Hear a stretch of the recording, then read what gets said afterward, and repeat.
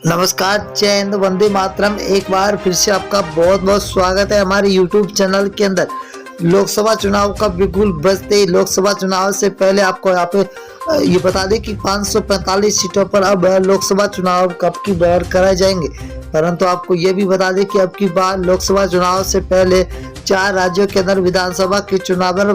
के चुनाव नतीजे तय करेंगे। क्या वाकई में अब की बार लोकसभा चुनाव के अंदर क्या एनडीए की सरकार बनती हुई नजर आ रही है या फिर इंडिया महागठबंधन की सरकार बनती हुई नजर आ रही है। हम आपके बीच में लेकर हाजिर हुए 545 सीटों का सबसे बड़ा ओपिनियन पोल सर्वे, सी वोटर सर्वे, फरोदी सट्टा बाजार, एबीपी न्यूज सर्वे की बात करें तो 545 सीटों का एक तरफा ओपिनियन पोल सर्वे जारी हो चुका है। बने रहिए हमारे साथ, वीडियो को एंड तक जरूर देखना। हम आपके बीच में 545 सीटों का सबसे बड़ा सर्वे जारी हुआ। पहला राज्य है कर्नाटक, जहां पर बीजेपी को 8 सीटें मिलती हुई दिखाई दे रही है, तो कांग्रेस को 15 सीट, वही जेडीएस को 5 और बीएसपी को 0, तो कुल 28 सीटें। अगर कश्मीर की बात करें तो कुल 6 सीटें, जहां बीजेपी को 1, आईएनसी को 3, पीडीपी को 2 और एनसी को 0 यहाँ पर सीटें मिलती हुई दिखाई दे रही है। ये सीटों का रुझान 2023 का है, बहुत ही बड़ा रुझान निकल के आ चुका है। हरियाणा की बात करें तो हरियाणा राज्य के अंदर कुल 10 लोकसभा सीटें, जहां पर बीजेपी को 4, कांग्रेस को 5, जेजेपी को 0, तो आम आदमी पार्टी को यहाँ पर 1 सीट मिलती हुई दिखाई दे रही है। 2024 के अंदर लोकसभा चुनाव है। और दिल्ली की बात करें तो दिल्ली के अंदर लोकसभा सीटें 7 है, 7 में से बीजेपी को 2 सीटें मिल रही है, तो वही कांग्रेस को 4, आम आदमी पार्टी को 1 सीट मिल रही है, तो बीएसपी को यहाँ पर 0 सीट मिलती हुई दिखाई दे रही है, तो अदर के खाते में 0 जा रही है। अगर हम पंजाब राज्य की बात करें तो 13 लोकसभा सीट है, जहाँ बीजेपी को 1 सीट मिल रही है, वही कांग्रेस को 2 सीटें मिल रही है, तो आम आदमी पार्टी के खाते में 9 सीटें जा रही है और एसएडी को 0 सीट मिलती हुई दिखाई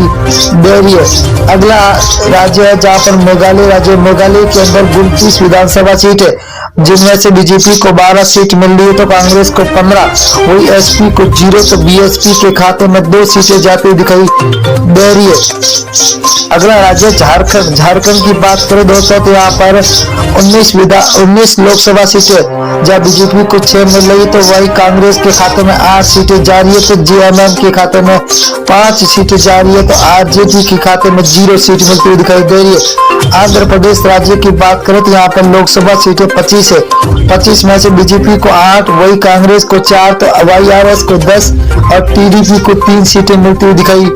दे रही है, तो अदर के खाते में 0 सीट मिलती हुई दिखाई दे रही है। उड़ीसा की बात करें तो उड़ीसा के अंदर लोकसभा सीटें 21 है, 21 में से बीजेपी को 6 सीट, वही कांग्रेस को 9,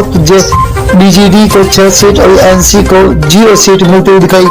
दे रही है। बहुत ही तगड़ा महाओपिनियन पोल निकल के आ चुका है। तमिलनाडु की बात करें तो यहाँ पर कुल 39 लोकसभा सीट है, जहाँ बीजेपी को 4, तो कांग्रेस को 5, डीएमके को 15, एएलए को 15 सीटें मिलती हुई दिखाई दे रही है, तो 0 खाते में जा रही है अदर के। अगर अब बिहार राज्य की बात करें तो कुल 40 लोकसभा सीट है, जहाँ बीजेपी को 12 सीट मिल रही है, तो वही कांग्रेस को 5 सीट, आरजेडी को 15, तो जेडीयू को 8 सीटें मिलती हुई दिखाई दे रही है, तो अदर के खाते में 0 सीट मिलती हुई दिखाई दे रही है। अगला है राजस्थान, राजस्थान के अंदर कुल लोकसभा सीट है 25, 25 में से बीजेपी को 10 सीट है, तो कांग्रेस को 14 सीट, वही आरएलपी के खाते में 1 सीट जा रही है, तो आम आदमी पार्टी को यहाँ पर 0 सीट पर संतोष होना पड़ रहा है, तो अंदर खाते में 0 सीट। उत्तर प्रदेश की बात करें तो कुल 80 विधानसभा सीटें है, जहाँ बीजेपी को 32, वही कांग्रेस के खाते में 14, एसपीए के खाते में 27, बीएसपी को 2 सीटें, वही अदर के खाते में 5 सीटें जाती हुई दिखाई दे रही है। अगला राज्य है उत्तराखंड, उत्तराखंड के अंदर 5 लोकसभा सीटें, जिनमें से बीजेपी को 3 सीट, वही आईएनसी को 2, तो बीएसपी को 0, आम आदमी पार्टी के खाते में 0 सीट मिलती हुई दिखाई दे रही है, तो यहाँ पर अदर के खाते में भी 0 सीट जाती हुई दिखाई दे रही है। पश्चिम बंगाल की बात करें तो कुल लोकसभा सीटें 42 है, 42 में से 17 बीजेपी के खाते में जाते हुए दिखाई दे रही है, तो वही आईएनसी को 0 सीट है, तो टीएमसी को 25 सीट है, सीपीआईएम को 00 सीट मिलती हुई दिखाई दे रही है। आंध्र प्रदेश की बात करें तो आंध्र प्रदेश के अंदर लोकसभा सीटें 2 है, जहां पर बीजेपी को 1 सीट मिल रही है। तो यहाँ पर कांग्रेस को खाते में 1, एसपी को 0, तो बीएसपी के खाते में भी 0 सीट जाती हुई दिखाई दे रही है, तो अदर के हाथों में 0। अगर हम मेघालय की बात करें तो मेघालय के अंदर लोकसभा सीटें 2 है, 2 में से बीजेपपी के खाते में 0 सीट, 1 सीट जा रही है, तो वही कांग्रेस को 1 सीट मिल रही है। तो एसपी को 0, तो बीएसपी के खाते में भी 0 सीट जाती हुई दिखाई दे रही है। अगला राज्य है जहाँ लक्षद्वीप है, लक्षद्वीप के अंदर लोकसभा सीट 1 है, वही 1 कांग्रेस के खाते में जाते हुए दिखाई दे रही है, तो बीजेपी को यहाँ पर 0, एसपी और बीएसपी के खाते में भी 0 सीट जाती हुई दिखाई दे रही है। अगला राज्य है महाराष्ट्र, महाराष्ट्र के अंदर 48 लोकसभा सीटें हैं, जहाँ बीजेपी को 15, कांग्रेस के खाते में 14, तो एसएचएस को 10 और एनसीपी को 8 सीटें मिलती दिखाई दे रही है, तो अदर के खाते में 0 सीट जाती हुई दिखाई दे रही है। छत्तीसगढ़ राज्य की बात करें तो यहाँ पर लोकसभा सीटें 11 में से बीजेपी को 6 सीट मिल रही है, तो आईएनसी के खाते में 5,